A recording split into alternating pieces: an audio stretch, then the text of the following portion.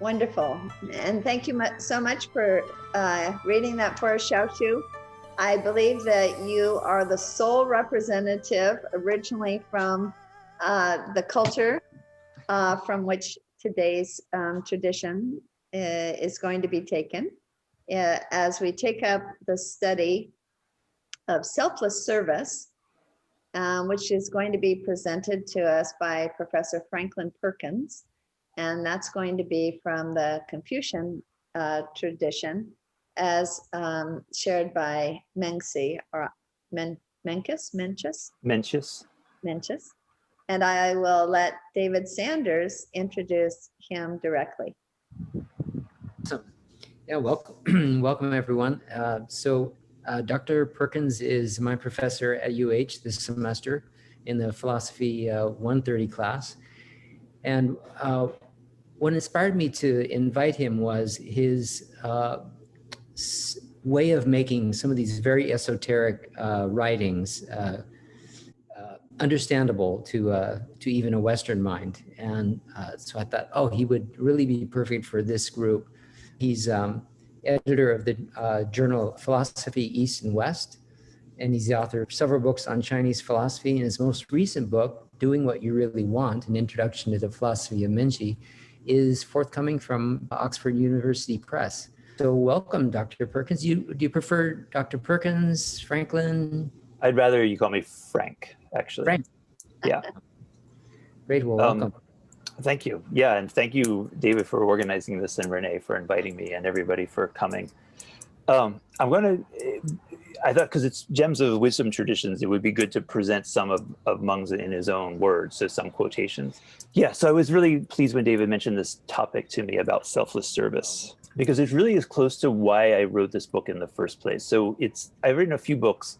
This one is the most personal and I would say the least academic. And I actually wrote the original drafts almost 20 years ago. And at that time I was meeting a lot of people who were really genuinely dedicated to service and usually coming out of different religious traditions, so out of a kind of spiritual background. And so I was thinking about that a lot. It was right before the second invasion of Iraq. So some of these people were people I met in kind of organizing in Chicago with the protest movement, and different people doing different kinds of things. And it led me to think a lot about religion and I was thinking more of activism, but of service. There's some tensions, I think, between those two things. And that's kind of what was behind the book. So I just want to mention those. One, I think, is between what I would say acceptance and resistance. So a spiritual view tends to lead us toward acceptance, toward affirmation, but service involves struggling to change things, right? To say, no, like this isn't how it should be, and we need to try to change things. So how do you reconcile those two aspects in a kind of religious spiritual vision? The second one is closely related. So that's the tension between peace of mind and worry. So peace of mind, I mean not being upset about things. And that's part of a lot of spiritual traditions. It's something I've been really interested in for a really long time. But service often makes us upset, right? And some Mencius would argue it should make us upset because we see people who are suffering and we should feel bad about that, right? And we should worry about those people who are in trouble, people who are in need.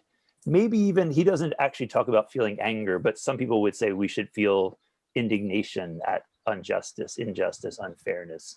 So how do you balance those two factors? And then the third one is, I would say, between self-fulfillment and self-denial. So does service really require going against what we want? And I was struck by the Gandhi quote on the almanac where he says, service which is rendered without joy helps neither the servant nor the served. So how do we feel that joy, right? And Mengzi's argument, this is what I found most interesting, is that really service, helping other people, is what we really want. And so you could say that it's selfless in that it's going against our usual sense of self, right? But he's really trying to argue that, like, deep down, this is the more self-fulfilling, the more fulfilling kind of life to have. So that's what I want to look at. And so I put together just kind of some of, I think, the most important quotations, and I'll kind of go through and explain some of them. And then I told David for sure I will not talk more than 20 minutes and leave us plenty of time for discussion and that kind of thing. But one little background. So I could spend a lot of time just explaining what I take to be kind of the general worldview of these early Chinese philosophers, early Confucians, but I don't want to do that because I want to focus on more specific things on the topic for today.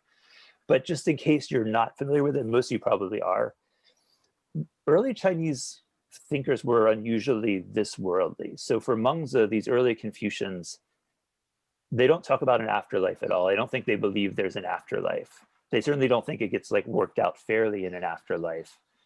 They don't think there's any alternative to this world. So there's no divine realm separate from this world, or there's no moksha, right? No release from this world. And they don't think there's a kind of good God who's directing things. And so this is tied into their view of service, because they really think all we have to work with is this life, this world that we're in. And there's no one who can save us other than ourselves, right? So the responsibility is all on human beings. And they're kind of the equivalent of their saints would be human beings who did great things to bring order and peace to the world. So these would be the sages who founded the early dynasties, would be sort of their heroes. So I think that's just important for the context. I'm happy to talk a lot more about the early context of how they saw the world, but I'll not focus too much on that. So just who is Mencius, right? So Mencius is the Latinized form of the Chinese word, which is Mengzi. So I sometimes kind of shift back and forth between them. I would say he's the most influential Confucian philosopher other than Confucius himself. So Confucius himself, all we have from him are short quotations, right? And I'm sure you've read some of those short quotations. So they're often very profound, they're very insightful, but it's a little hard to know his whole philosophy because they're all these like little short sayings. So Mengzi came 100 years or so after him and really built up like a systematic philosophy that explained Confucius's ideas and gave them a kind of broader context. And there were other people who did that too. Xunzi is the other most famous one who did that. But in history, Mengzi's interpretation became the dominant one. So he was taken as the one who was the right Confucian, right? So in that way, all of later Confucianism draws very, very heavily on Mencius's philosophy. He's most famous, and this is really what I talk about, for the claim that human nature is good, is how it's often translated. He doesn't really mean people are like born good. What he means is that we have natural tendencies that lead us toward becoming good. That's his basic claim, right? And that's what I'll look at and try to kind of fill that out some. Okay, so the first quotation I want to talk about is, I think, maybe the most important one in the book of the Mencius.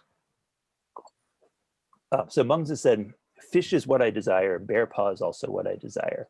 So I guess bear paw must have tasted good, he thought, right? "If these two cannot be both attained together, I abandon the fish and take the bear paw. Life is what I desire, rightness also is what I desire. If these two cannot be attained together, I abandon life and take rightness. Life is what I desire, but what I desire is something deeper than life. Thus I will not do improper things to attain life. Death is what I hate, but what I hate is something deeper than death. Thus there are things I will not do to avoid harm." So we have to think about the analogy that he's making here. So in the first case, he's saying, look, fish is good, he likes it, and bear paw also is good, he likes it. And like in an ideal world, he would get to eat both of them, I guess. But we face limits, like we can't get everything that we want. And so in that situation, what does he do? He does the thing that he wants the most, which is eat the bear paw. So if we just follow that analogy, then he's saying life is good, like he wants to live, he will do things to stay alive. He's not anti-life at all, right? He thinks life is great. He also loves rightness, though. And in a situation where he has to pick, like a kind of tragic conflict, he does the thing that he wants the most, which is the right thing.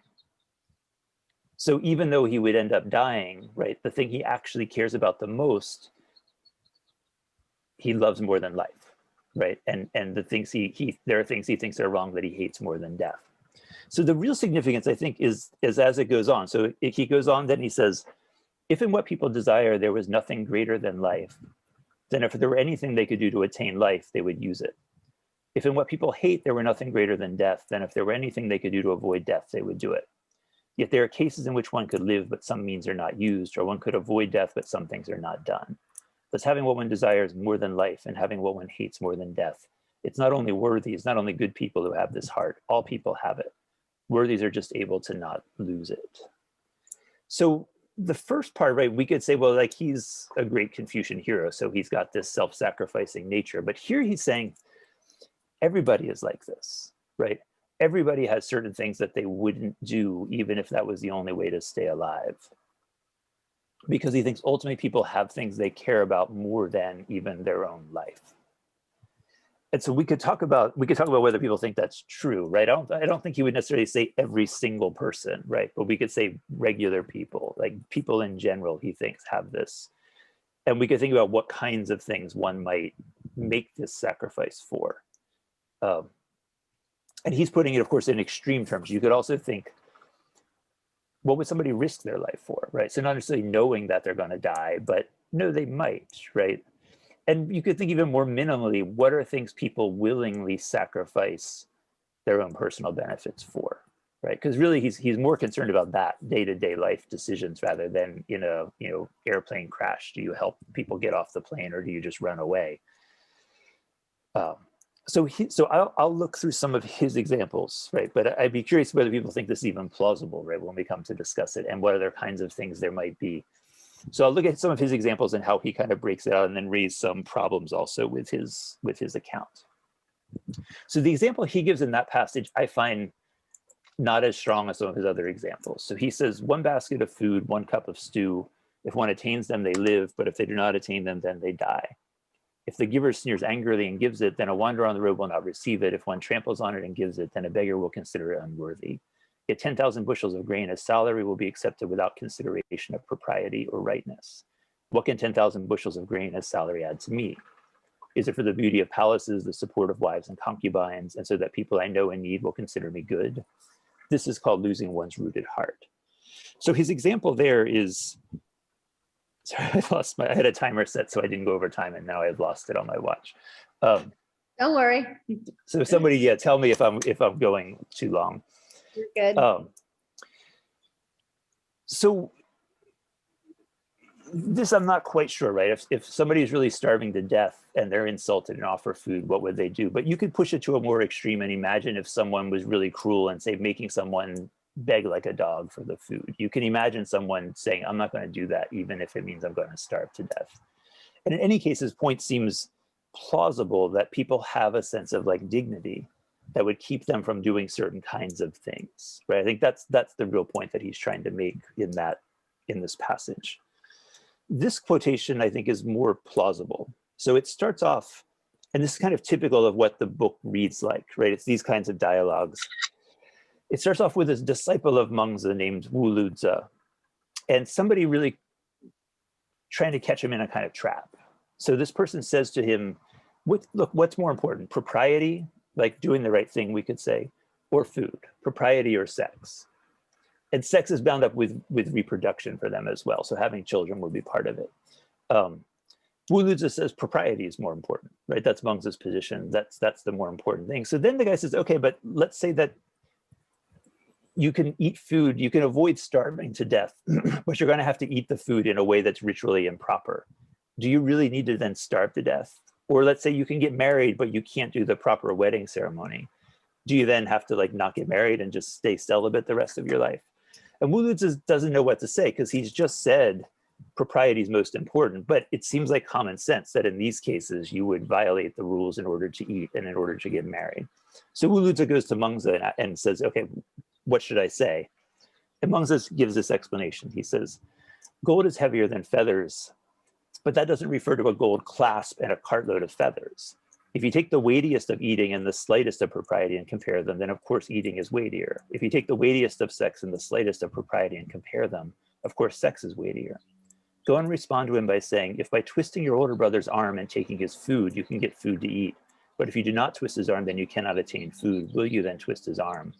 If by leaping over the eastern wall of a neighbor and dragging off their virgin daughter, then you can attain a wife. But if you do not drag her off, then you cannot attain a wife. Will you then drag her off? So Mengzi's view is that a regular person would say no in both of those cases, right? So if your only option for getting food, you and your brother are both starving, he has some food. Would you fight him and take away his food so that he died instead, right? Would you, if your only option for mating with someone was to kidnap someone, would you do it? He thinks that regular people would say no. And has for him profound consequences, right? Because it means that there are things more important than basic biological drives. Like, I think he picks those two as the example because you could say, like, we've evolved to eat and to mate. And yet he thinks that not just that we can make ourselves not do them, but that people wouldn't want to do those in certain circumstances, right? So it's not like I would have to fight my desire to kidnap my neighbor's daughter, right? I would never want to do that in the first place, right? So it's not a matter of restraining oneself really, but looking at what one's priorities really are. That's what he's trying to argue here. So another one of the most important passages in the Mengzi, he tries to break these motivations. So the question is, what are these motivations that we would sacrifice for, that we sacrifice our own interests for? And he breaks it down into 4. So he says, one he calls a heart of compassion and shame. And he says that's the sprout of benevolence. So benevolence is like a virtue of being kind to other people. He says the heart of shame and aversion is the sprout of rightness. The heart of declining and yielding is the sprout of ritual propriety. The heart of affirming and denying or judging, you could say, is the sprout of wisdom. People have these 4 sprouts like they have 4 limbs. To have these 4 sprouts and say that you cannot do it is to rob yourself. To say that your sovereign cannot do it is to rob your sovereign. All have these 4 sprouts within themselves, know how to broaden and fulfill them, and they will be like a fire beginning to ignite or a spring beginning to flow out. If you can fulfill them, they are enough to stabilize all within the 4 seas. If you cannot fulfill them, they are not enough to serve one's father and mother. So these are basic, he thinks, basic emotions that are natural and spontaneous in human beings. So he gives a famous example of the first one. He says, now if people suddenly see a small child about to fall into a well, all will have a heart of compassion and pain, not to get a connection with the parents, not to seek a reputation among their neighbors and friends, and not because of the sound of it. He thinks that immediately, right, we will have a feeling of kind of panic or concern. And the fact that he's writing this like 2,500 years ago in a completely different culture, and it still speaks to us, I think supports his theory, right? If you just imagine seeing a child running toward traffic, you'd have this panic feeling without thinking about anything, right? Without any calculation around it, not for any reason, but just an immediate response. And he thinks in a similar way, we feel disgusted by certain kinds of actions, or we feel a kind of aversion to them. So there's certain kinds of things like kidnapping the person that we would just feel like is unthinkable, right? Or unbearable, he sometimes calls it. He thinks that we have a desire to show respect. This is part of what leads to ritual. And something like curiosity. I think the heart of affirming and denying is something like curiosity. And his idea is that because we have these motivations, if you kind of feed them, they will naturally grow. And curiosity is maybe the clearest one like that, right? So, I mean, children are always asking questions, always trying to make sense of things. And if you just keep stimulating them with enough context, they would become wise eventually, right? They will eventually just that drive to do it. And it's not something forced on them, but it's not exactly something the wisdom they're not born with, right? But the motivation is what they're born with. And he thinks that being kind to people is like that, doing the right thing is like that. They come out of these basic emotional drives that we have. The problem, right, is then why is service hard? And why don't we do more of it? Right? That seems like the problem with this whole theory is if that's what we really want, why is it so often hard to do the things that are helping other people? Why does it feel like it's self-sacrifice, right? And this I really think is one of the things he's most concerned about and I think frustrated with, right? So if from his viewpoint, he's thinking, look, if the house was on fire, you would risk your life to save your parents. But why are you so grumpy about like helping them out then, right? Like, why is it so hard to just do the little things to help them if in like a real push come to shove situation, you would be even willing to risk your life for that, right? He thinks even for strangers, he tends to emphasize family because he thinks that's the clearest place where this happens. But he also thinks it applies with strangers as well, right? So The answer will be very, very big to fill in all of his answer for it. But I want to mention 4 things out of his answer. So one is that he distinguishes between 2 parts of the body, what he calls the greater part and the lesser part. And the greater part is the heart. And the heart is what feels these kind of social emotions, that care about other people, that feel a sense of shame, aversion. The lesser parts are the eyes, the ears, the mouth, the things that desire just kind of material pleasures.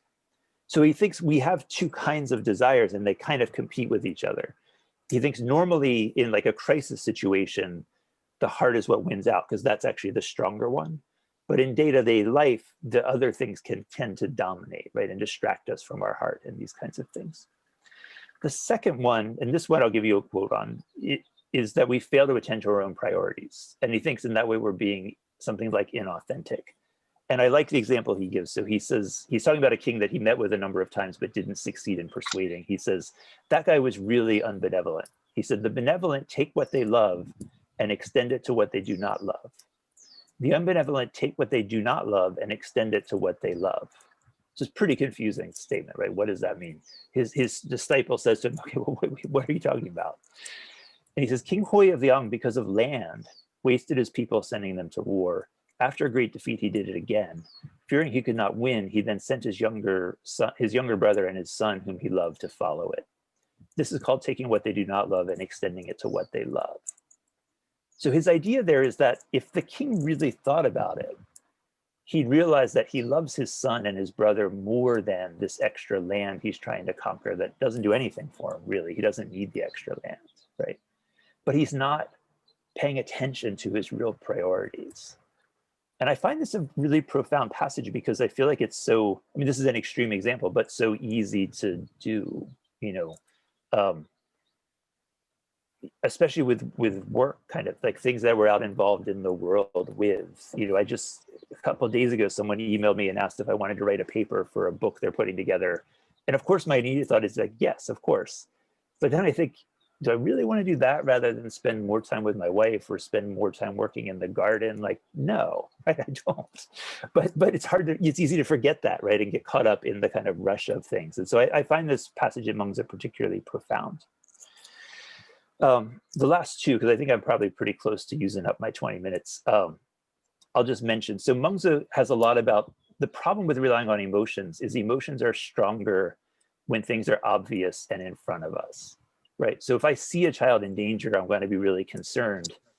If I know there's a child in danger, like in another country, I'm just not going to feel that sense of panic, right? Similarly, he used the example of the beggar who refuses to be treated in a humiliating way. But he says in people's jobs, they often do things that are as humiliating, but it doesn't strike them in the same way because they're much more subtle, they're much less visible. So this is the problem he talks about a lot, is how do you transfer or extend the feelings that you have in these like obvious situations to these less obvious situations. And then the last point I want to mention is he thinks that part of the question of whether you develop virtue or not isn't entirely in our control. We depend on other people. So our family has to cultivate us to some degree in the right ways so we feel the right things. We need education. We need a kind of culture that supports the cares of the heart and helps us kind of minimize or rechannel the desires of the senses. And this is then part of their dedication to service for the Confucians, is that people need us, right? Because you can't become virtuous on your own. Like even the ability to become virtuous depends on other people being willing to set the conditions right for that. All right, so there's a lot of stuff I could say, but I'll stop there to try to keep on time and leave plenty of time for discussion.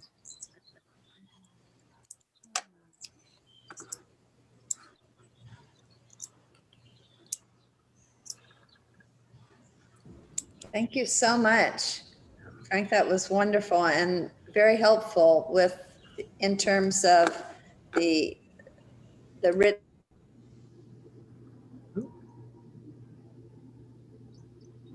Your sound is off.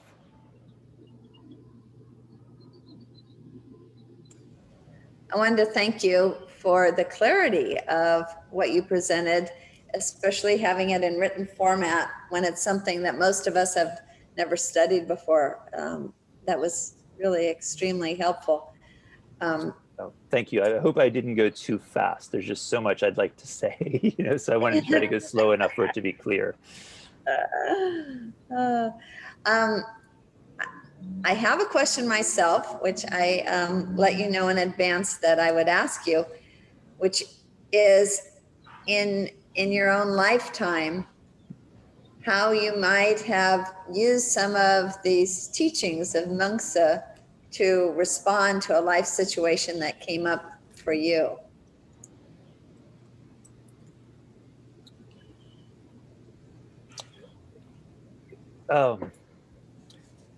That is, I didn't actually see you forewarn me about that question, but I'm happy to answer the question.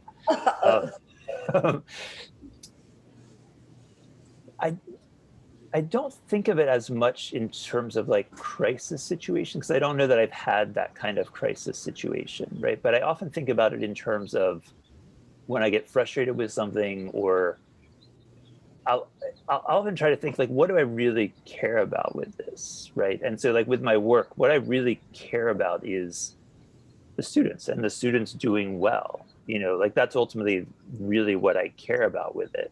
And I think for me, thinking about Mengzi, thinking about like that you want to structure your life around things you really care about, but like the good kinds of things that you really care about, right? So you also care about, like I care about comfort kind of things as well, right? You don't want to structure your life around them, but you don't want to focus on denying things as much as focus on the positive motivations that are there. And so I often think about that when I'm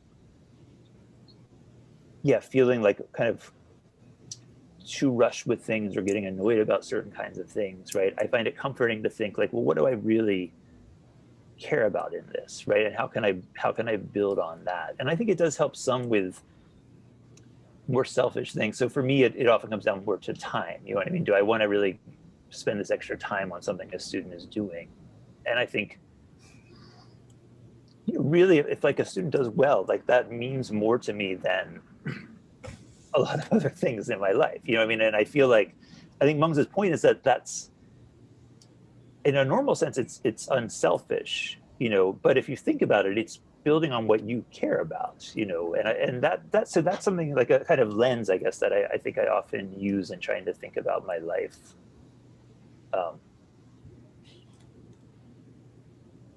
I think Mengzi has a lot of good things about when to care and when to sort of resign yourself to things.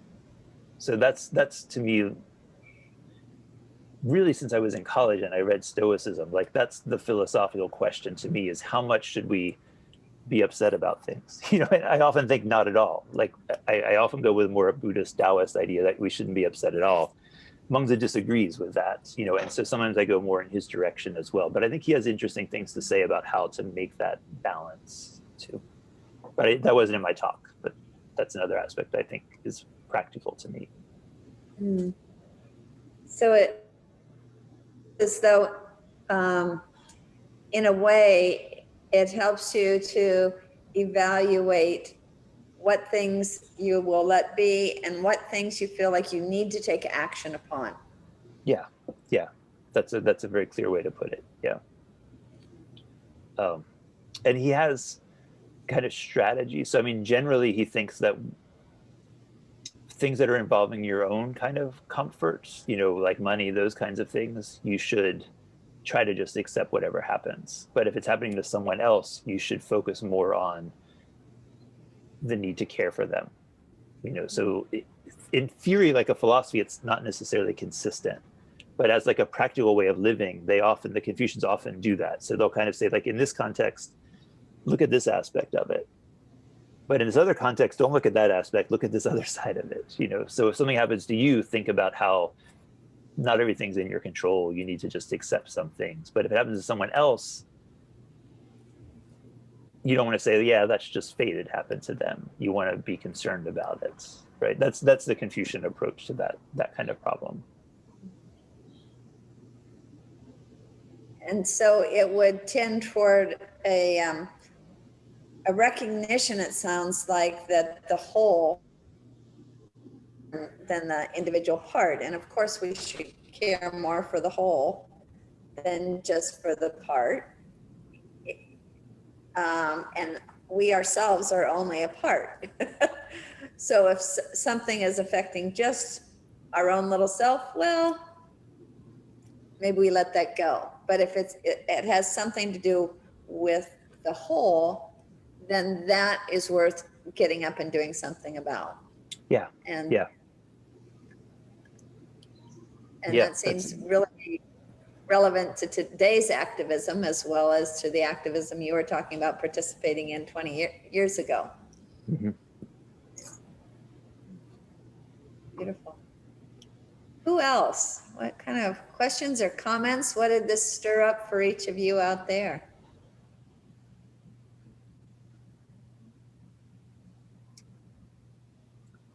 Do you want me to call on people, or are people just going to speak? I saw a hand up. David, you want to moderate her? Yeah. Well, I was curious about Xiaoshus's perspective on this, being from Chinese culture, and he and I have had numerous discussions around topics similar to this. And I'm just curious, Xiaoshu, you had sent me a little text before that you had an opinion about this, and so I'm inviting you to chime in. Sure. I felt the pressure of being a sole representative from that culture, as Renee put it. I guess I should say something. And by the way, Frank, my dad's big into Chinese philosophy and history. I told David you guys would have a lot of fun talking to each other had you spoke the same language. I can speak some Chinese. Does he speak Chinese? Your pronunciation Mandarin? was perfect. Yeah, Mandarin. Yeah. Actually, you do. Oh, interesting. So two things struck me. One is cultural. The other is more so having to do with my interest in modern psychology and behavioral psychology. I was just sitting there reading some of those questions and thinking, oh, a lot of those are the same things psychology and behavioral psychology were trying to answer, and some of them might help answer some of those questions. So that's that. But as far as a cultural observation, I just want to mention that the Chinese society, from what I can gather today, but particularly in ancient times, were very concerned about human interactions, how we get along, how we should interact with each other.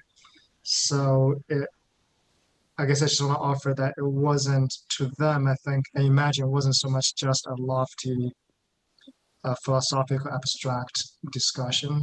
It is, but also I feel as if a lot of these might have a little more practical implications too. Like people, like Frank mentioned, for example, having kids. That's huge. I believe in Confucianism, you ought to have kids.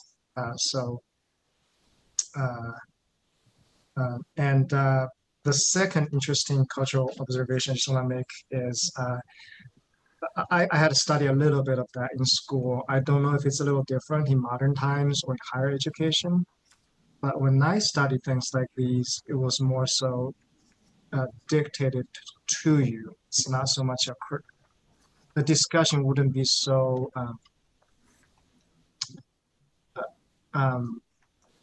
there's no critical thinking elements to it. Kind of Confucius said so, Mengzi said so, and you just learn, and there's not much discussion. Oh, I noticed and I appreciate it. Frank snuck in there a couple of things. Oh, but you could argue, blah blah blah, or however, there's other philosophy which say this, and I just thought it was interesting. In my class, it wouldn't back in China, it wouldn't have the same tone to it. Yeah, I remember having had students who were, studying in China come to sit in on a class or take a class with me, and then being shocked that I'll explain what Mengzi thinks and then say, okay, is he right? and we'll talk about, is he right or not? Because even now in China, even in college, they don't usually do that, I think, what you said is great, and I think that it's right. you know, in a broader explanation, I would have talked more about even how they conceive the world and conceive the self, because they are seeing the self, even on like the metaphysical level, as a kind of pattern of forces that's connected to other people and to other things. And so they're not really looking at like individuals from the very ground up, I think. And so there is this strong focus on how much we're social and how much we depend on other people to be who we are, you know. And I think that's, I mean, the legacy of kind of the Western Enlightenment is a sense that like your ability to reason, your free will, these are kind of things that everybody naturally has. But the Confucians don't really think that. They think those are things that are formed over time, you know. And so we're extremely dependent on other people, not just like for food, but for our character, for like what kind of person we are. So I think that's a really strong element for all these Confucians. The critical discussion aspect is hard to know, because the people we read, the Confucians we read, are not in a context where they're in power. And so they do question, they argue, they criticize things. Like as much as we think of them as authoritarian, kind of, I don't think there's any example of a Confucian in the early period doing anything other than criticizing kings. Like they never praise kings who are not ones who are alive. They praise ones from the past, you know. So in a way, they're very critical, but it's been used in a kind of indoctrination kind of way, you know, for sure. And they might agree with that ultimately. Like if they had power, they do think, because they think we're so formed by culture, they think there needs to be a kind of control over that, that I think might be really the Confucian view. And so I think, I mean, there are people I know who are, I don't even consider myself Confucian. I just find these ideas useful and interesting. But I know people who are promoting Confucianism in China. And I'm a little more skeptical of that. Like it might be good, but I think Western culture has more to learn from it, right? It's a good balance to things in Western culture. Within China, there maybe needs to be a bit more focus on nonconformity and those kinds of things. I'd be a little more reluctant to be promoting Confucianism in that context. You know, I mean, I don't know enough to decide one way or the other, but my reaction would be that maybe they need a bit more sort of Zhuangzi Taoism there, you know, and that in our context, the Confucian, I think, has a lot to kind of correct, let's say, about American culture. Yeah, thanks for the comments. There's a question here. Robert? Oh, I was wondering about this concept. You mentioned the idea that you would be feel shame, and how that's different than the way a Westerner might think about evil, and also how shame is related to losing your heart, or something like you said, the propriety of your heart, or something like that. The root. The rooted heart, yeah. I think the function of shame isn't necessarily that far from how it would function in Western culture, you know. And I think this is Xiaoshus was mentioning about sort of psychological research on this. I mean, so one of the things they've studied is shame, and it does seem like shame, something like shame, is a kind of psychological fact about people, right? And it's what gets us to follow rules. One of the things that gets us to follow rules, right, is a sense of shame if we don't. And so I think there is something universal about it.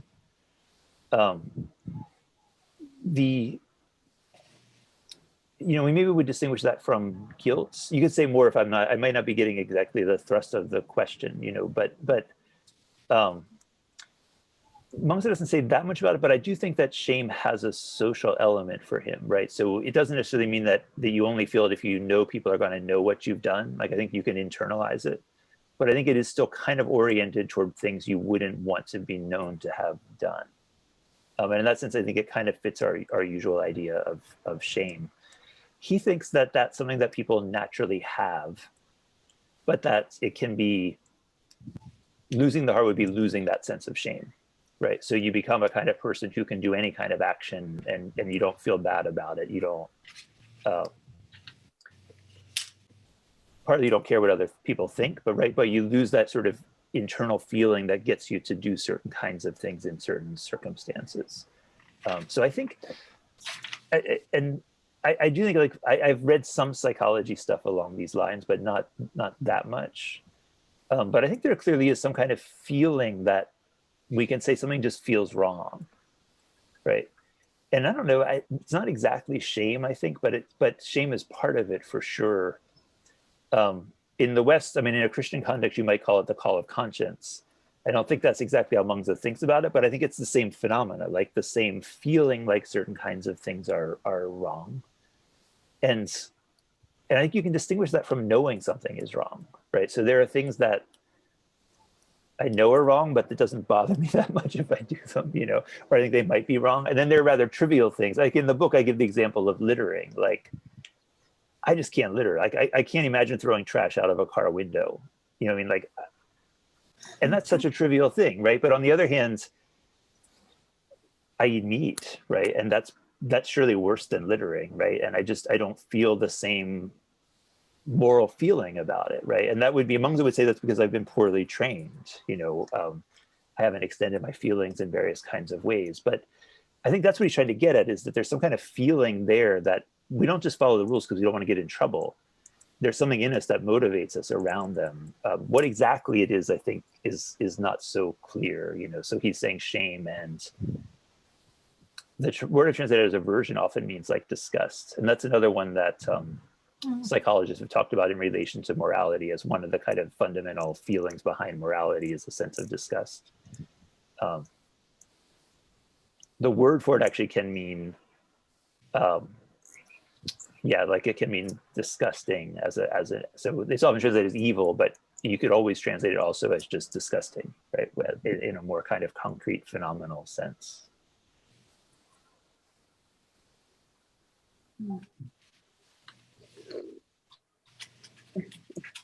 Kirk, did you want to add in here? Well, I just had a question, Frank. Thank you very much. Very clear presentation.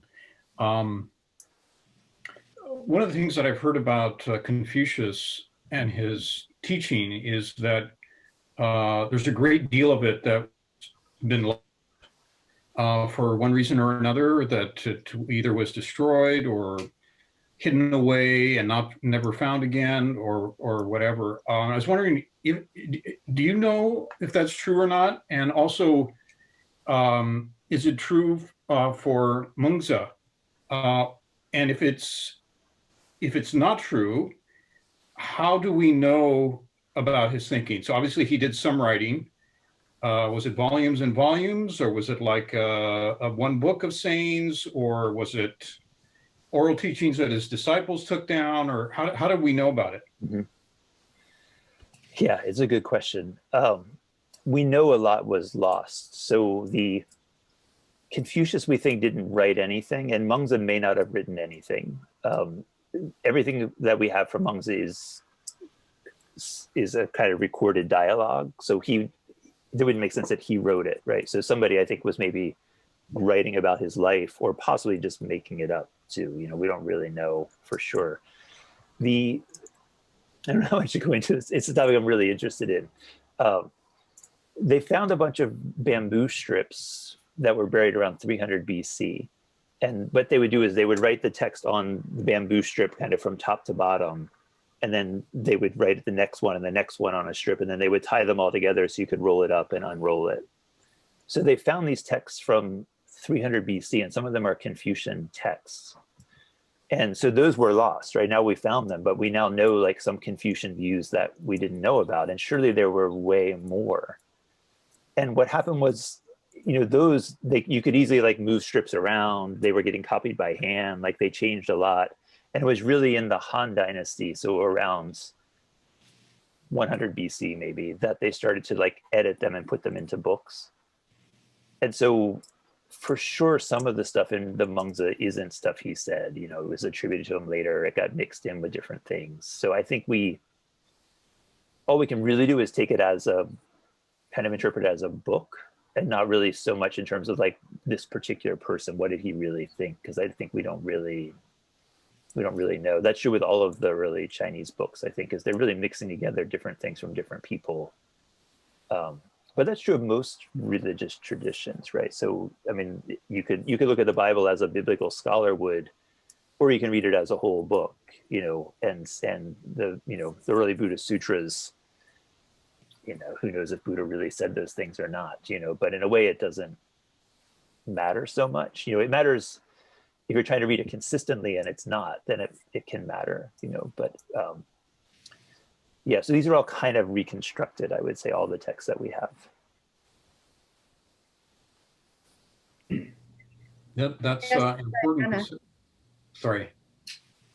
No, that was, thanks for that answer. To me, that's a really important consideration, because we have often, in philosophy books, we get summaries of what a particular thinker thought, what their metaphysical presuppositions were, et cetera, but if you actually go back and you look at the history, you find, oh, well, it's not so certain that there's a great deal that was lost.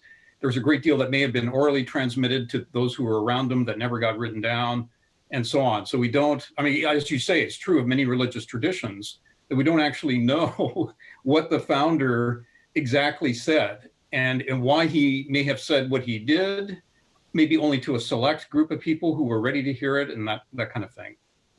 Yeah.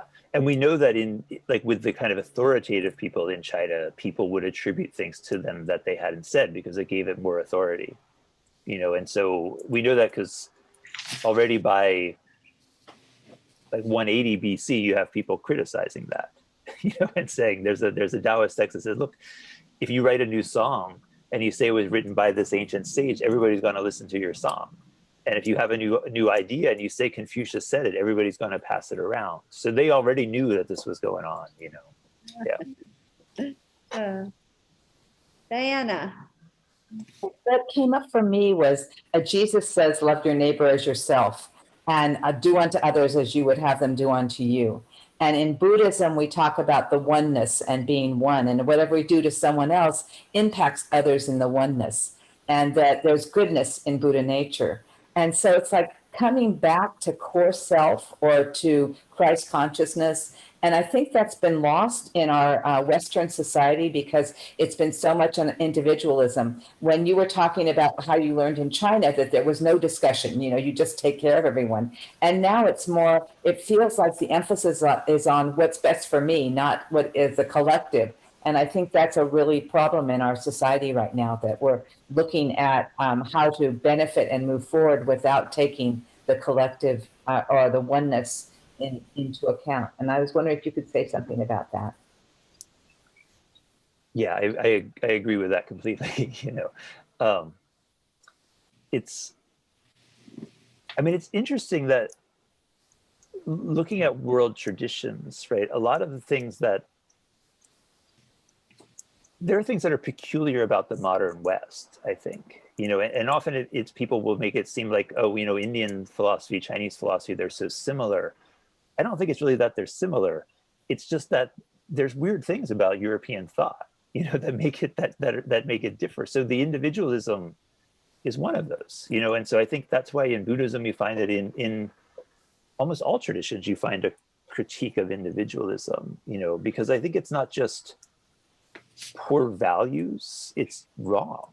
You know what I mean? Like it's we fundamentally do depend on other people, and so it's not just that I think individualism is a kind of bad ethical view. It kind of depends on denying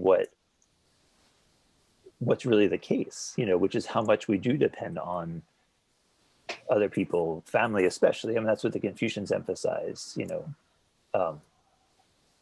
But yeah, no, I mean, I agree with you, and that's part of I think why I was saying that to Xiaoshus that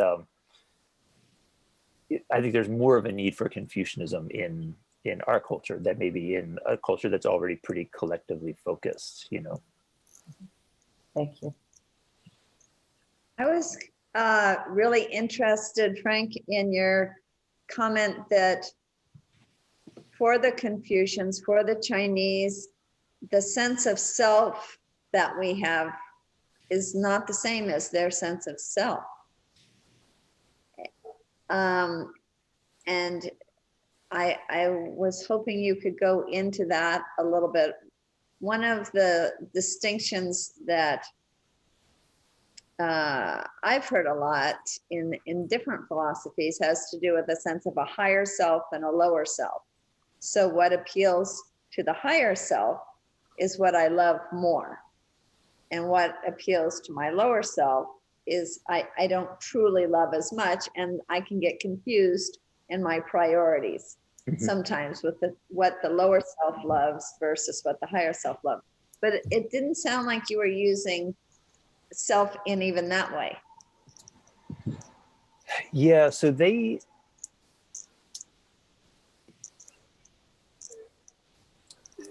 really not thinking in terms of self in the way that we think about it, even to argue. So in Buddhist philosophy, I think in Indian philosophy, there's more of a sense of self in our normal sense that then they oppose, right? So it gets opposed by Buddhists that there's no self and that kind of thing. It's not as clear in the Chinese context because the word they're using for self just is a picture of the body, right? It refers to the body, and they see the body as having all these different kind of ways of responding to things and these different kinds of forces within it. And for Mengzi, then he distinguishes the heart, and he really means like the actual physical heart. The character is actually like a picture of the heart versus the eyes and these other sense organs. So I don't think he would see it in terms of self or no self, really. It's really about the kind of self that you form out of these different factors, I think, for him. So I think in our terms, we could say, you know, the normal sense of ego that we have is based on the lesser parts, you know, and you could say that there's a kind of true self. So instead of saying true self, he would say the heart, right? So he says, you've lost the rooted heart, or they've lost their heart. That's really what I think a lot of people mean when they say the true self versus like the greater self versus the little self or something like that. But it's not quite the way he frames it. I would say, I mean, one thing that's distinctive with the Confucians, and this becomes really clear when Buddhism comes into China, is they don't think like, whatever we take as the true self, they don't think of it as something universal. So it's not like the Atman in Indian philosophy, or it's not like the Buddha nature in sort of Chinese Buddhist stuff. It is a kind of still an embodied self that's still particular. And the Buddhists will criticize this when they come into China. And in particular, the Confucians always still give preference to family over other people. And this was a debate Buddhists came in with because they said, you know, you should free yourself from all attachments and then feel compassion for everyone equally. And the Confucian view was, no, like you don't free yourself from attachments. You take your attachments and you extend them further and become more attached to more things further away, but you always still are attached. And that way it's still closer to our a kind of normal embodied sense of self rather than something that's really transcendent, you know. So in say the Hindu tradition, realizing the true self is realizing Atman, which in say Vedanta is equal to Brahman. It's something very kind of transcendent and very, very different from like our normal sense of self. For Mengzi, his ideal is closer to our normal sense of self, but it's a kind of reorganizing of the parts of the self, you could say. When I read a little bit about him, and they always say a little bit of knowledge is dangerous, I saw a reference to him talking about being flooded with qi. And that was evidently one of his more esoteric references. Mm-hmm. And do you have a way of understanding that? Yeah. So we think all of these early Chinese philosophers, they ultimately thought the ultimate reality of the world is qi, right? And qi, everybody's probably familiar roughly with the idea of qi, right? But it's a kind of physical force that flows. And so they think everything is made of that, right? So, you know, trees are made of that, animals, everything is made of this kind of qi, the weather, the sky. For the Confucians, maybe all the early Chinese philosophers, but for the Confucians, they also think of emotions in terms of a flow of qi. So like when I see that child in danger, I have a kind of qi that's configured in a certain way that when I see that qi, they say moves to the outside. And I think they maybe literally mean that qi moves. And that's my feeling of concern for the child. So the emotions themselves are these flows of qi. And this is why, and I'm sure some of you guys know more about this than I do, but why in sort of Chinese medical traditions, emotions and physical health and qi are all tightly connected, because emotions really just are qi for them. So I think Mengzi's idea of this flood-like qi is that he's like a channel for this qi. And it's through these emotions that he thinks are part of our nature. And so he thinks if you develop these emotions, it's not just that you'll become a good person, but that you're in a way more aligned with nature, because this qi that is these emotions is flowing more properly. In that place where he talks about his qi being flood-like, he says this strange thing that if qi isn't guided by rightness, then it will weaken. And that seems weird, because why would the flow of qi require morality to get stronger? And that's not like the Taoist view at all. It's his Confucian view. But I think his idea is that the qi of is configured in our emotions, and they react in certain ways. And so if I constantly like thwart my feelings of compassion, or my feelings of, that some things are just wrong, if I thwart those, I'm actually like blocking up my qi for him. And it will make me weaker and actually less healthy for him. He does seem to connect it to actual physical health as well, though he just barely mentions it a couple of times. But I think that's his view. But that, I think, is also tied to their emphasis on role models. So the Confucians think a lot about why, something we maybe could call charisma, but like, why are some people just compelling as role models? Like, you want to be like them. What does that? They also explain that in terms of qi, that there's a kind of presence that someone gets when their qi is all cultivated in these different ways that gives them, they use the Chinese word de, which is usually translated as virtue, but it has a sense of like power also, or like power to influence, something like that you get that I think is connected with this qi. I'll say Mengzi only mentions qi, I think, 3 times in the whole book. So it's not a very common term for him, but it's intriguing because he uses that description of himself as having flood-like qi. So I'm kind of reconstructing it from other texts from the time. Some of those ones that were found in 300 BC really clearly use qi as the way they explain emotions. I was wondering about 2 things. The idea of the rooted heart and what it's rooted in.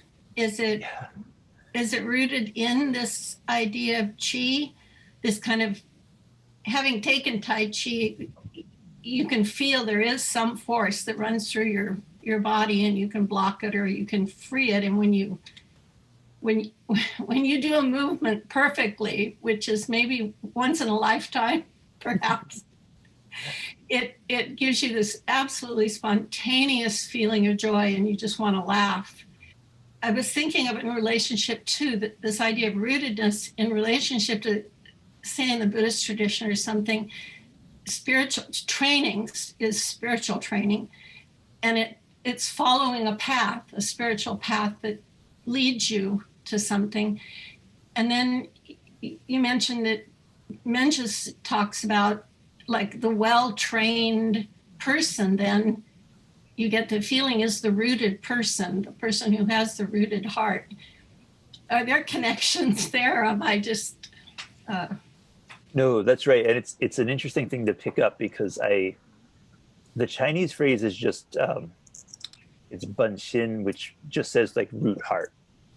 And it's actually not clear if he means the heart should be rooted or the heart should be the root, or if he means like the root of the heart, right? It's really ambiguous. And actually in my book, I left it ambiguous, and one of the reviewers criticized it. And so I decided on rooted heart instead of just saying root heart. But it's not clear what he means. But I think he kind of means all of these things together, because he thinks like we do have these different kind of drives, ways of responding.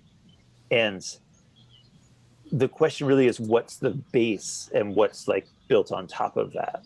And he thinks if the base is your sensory desires, then your heart will always be unstable, because the heart will be conflicting with it. But he thinks if the heart is the base, then actually you can build the sensory desires on top of that by learning to enjoy simple things, by learning to enjoy things that are more social, that support community. And so you can kind of fit them all together if the heart is like the stable base, but you can't fit them all together if like the sensory pleasure is the stable, but it can't be a stable base, right? And so I think when he says the rooted heart, he means both that like the heart itself is kind of stable, and then it is what everything else is kind of built around, you know. So they use that word root a lot, and it's actually literally a picture of a tree with a line on the roots, right? So it means root, but it can mean like foundation, but it has a sense also of like organic connection, right? So that, you know, things grow from the root. So if the heart is there, the heart's like the foundation, but it's also kind of the source by which all these other things can grow. And so he doesn't explicitly connect it to chi, but I think that would all be explained through chi, right? So it would be kind of a hierarchy of ways that chi is organized and flows. Thank you. Just noticing where our time has gone so quickly. It feels as if we had so much to learn and wrap our minds around that. I know you gave us the tip of the iceberg only, and yet. Yeah, it was really fun talking to you guys about it too. I want to let you know that even though we couldn't begin to approach the topic nearly as much as it deserved, it doesn't mean that it's going to be left here today. We have other conversations that happen at Still and Moving Center throughout the week. The Saturday one is just the first of several. One of them will be tomorrow at Satsang, and we often take up the ideas right where we left them off in Gems from the Wisdom Traditions and start going through them some more. And similarly, we will often refer back to prior meetings of gems and make some comparisons. And I feel as if you've given us another real piece of like a foundation. You were just speaking of the heart as a foundation. And so learning something about a culture from which a fifth or sixth of the world's people come from sounds to me very fundamental, very foundational to understanding the world's heart, the world's mind, and to being part of a global citizenry. So I really want to express, I think on behalf of all of us here, a profound gratitude to you for sharing with us something that probably most of us were pretty unfamiliar with. Really, so many thanks. Yeah, no, thank you for inviting me. And it's always fun to talk about these kinds of things. I wish I had as many attentive students in my class. You know, I think David's probably my most enthusiastic student, and he's not actually getting a grade. It'll stick with them. They'll be our age someday. Thank you so much. All right. Yeah. Thank y'all. Yeah. Thank you. And you're always so welcome back. Yeah. I'd be happy to come back and talk again sometime. Wonderful. Yeah, I was really, really pleased and honored to be able to invite you on so that everybody else in the group could get a little sense of what I get actually twice a week. I'm usually just in awe because you have such a way of everything that you say just lands. And then I try to say it to somebody else and it's just like the stuff in my head.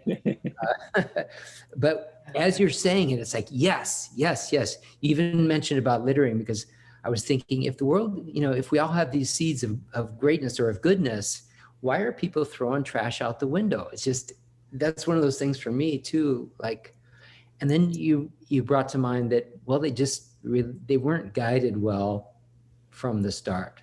They didn't have that upbringing, if you will. So that, I think that does, as you in your opening comments, gives me those times of frustration of going, okay, well, they just didn't really have the opportunity for a proper education along these lines. So it gives me a sense of of ease rather than just frustration. Thank you so much. And I would love to have, a Hawaiian cultural practitioner here with us sometime to take up some of the ideas that you had regarding chi that to me sound a lot like the Hawaiian ideas of mana and how one builds up one's mana through right action that is pono and thought and word. And the strength of its kind of impersonal character, it sounds as if one could build up that way. Sounds akin in some ways to what you've been talking about. It does, even with the way that gives a kind of authority, right? When you build it up, is very similar, I think, to this idea of de in the Chinese tradition. Yeah. I was going to vote that the next talk that you give, Frank, would be on Qi in the Chinese tradition. That's my vote for your next talk. 2 weeks? Can we put you on the schedule? 2 or 3 weeks? Yeah, that I would need a little more work to get ready, because it's kind of the early period I work on. It's the references are more scattered. I think that's their view, but it gets like really clearly systematized. Well, maybe it starts around the time of Mencius, a little after that, I think. But yeah, there's people who could talk about that better than I could, but I could talk about it. One of the things that I also love in class is that Frank always brings in and compares a couple of different philosophers and different philosophies, and makes a tremendous, it gives a great perspective, as you mentioned, Kirk, being able to look at through a different lens. Yeah. Yeah, that goes to what I was saying, why I came here in the first place. I mean, there are lots of reasons to be in Hawaii, of course, but to really be in a philosophy department that takes a more global view. And one of the things I wanted to do was create this class that David's in, which is the Introduction to World Philosophy. So we're trying to read stuff from all different traditions and try to make them into dialogue with each other, and it's been really fun to work on that and do that, and that was, there aren't many of those in the world, probably, because there aren't many philosophy departments that would have a class that has so little European philosophy in it. It has some, of course, but yeah, it's been really fun to try to work on that and think how to bring them, how to make connections and where they're different and that kind of thing. Well, it sounds as though there's definitely a strong alignment between your department and the efforts of Still and Moving Center, which really reaches out to include all cultures, traditions, not only of movement, but we're called Still and Moving Center. Mm-hmm. So also the still-centeredness that comes from world traditions. Yeah, no, it's really cool, and the whole series you have sounds really cool and really great, and it is nice. I mean, the problem with doing stuff in the philosophy department, especially not introductory, is you sometimes lose the thread of like, okay, what actually matters with this, because I can, I can get into details of the characters and what they mean and all these kinds of things, right? But like really when it comes down to it, like what do we get out of this, and it's nice to have discussions that focus on that aspect of it, Yeah. How do we live our lives as a result? Right. Yeah. So you did a great job with that. Thank you so much. All right. So I think I'll go then. And yeah, thank you all. It was really fun talking with you guys, and I'll see you again sometime, I hope. Aloha. Thank you, Frank.